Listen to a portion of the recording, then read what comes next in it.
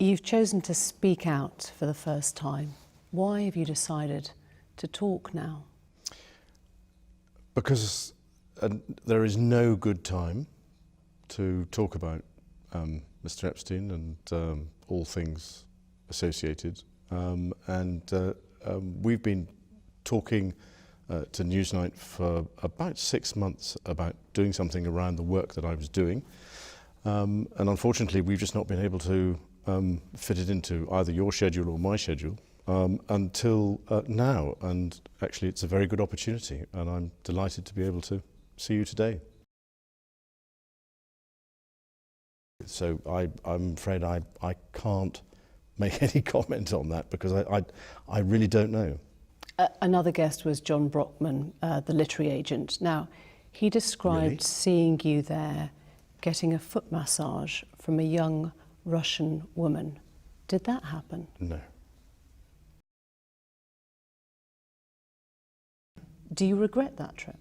Yes. Do you regret the whole friendship with Epstein? Now, still not, and the reason being is that the people that I met and the opportunities that I was given to learn, either by him or because of him, were actually very useful. You don't remember meeting her? No. She says she met you in 2001. She dined with you. She danced with you. You bought her drinks. You were in Tramp nightclub in London. And she went on to have sex with you in a house in Belgravia belonging to Ghislaine Maxwell. Didn't happen. Do you remember her? No.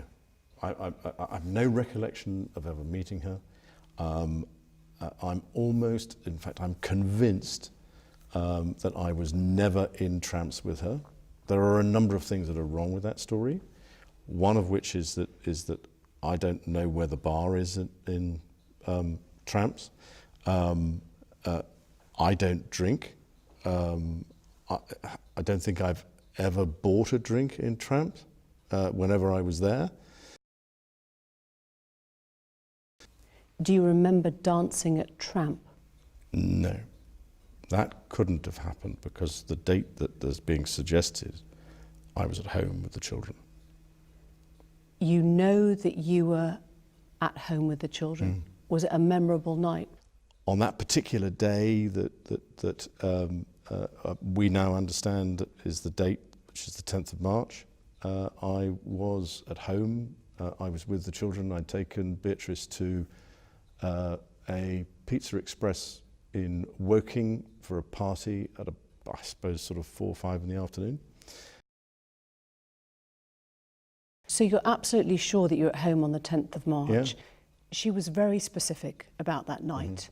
She described dancing with you and you profusely sweating and that she went on to have bath, possibly. There's a slight problem with the sweating because I have a peculiar medical condition, which is that I don't sweat, or I didn't sweat at the time, and that was, oh actually, yes, I didn't sweat at the time because I had suffered what I would describe as an overdose of adrenaline in the Falklands War when I was shot at, and I simply, it was almost impossible for me to sweat.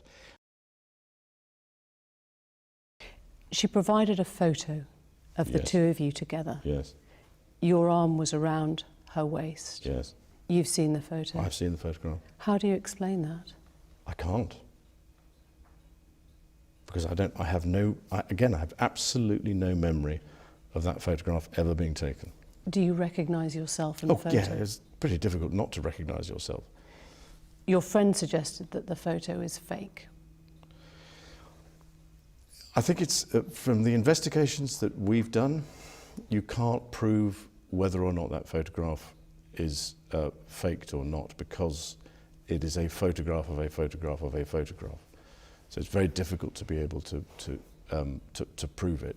But I don't remember that photograph ever being taken. But it's possible that it was you with your arm around That's her waist. me, but whether that's my hand or whether that's the position, but I don't. I have simply no recollection of a photograph ever being taken.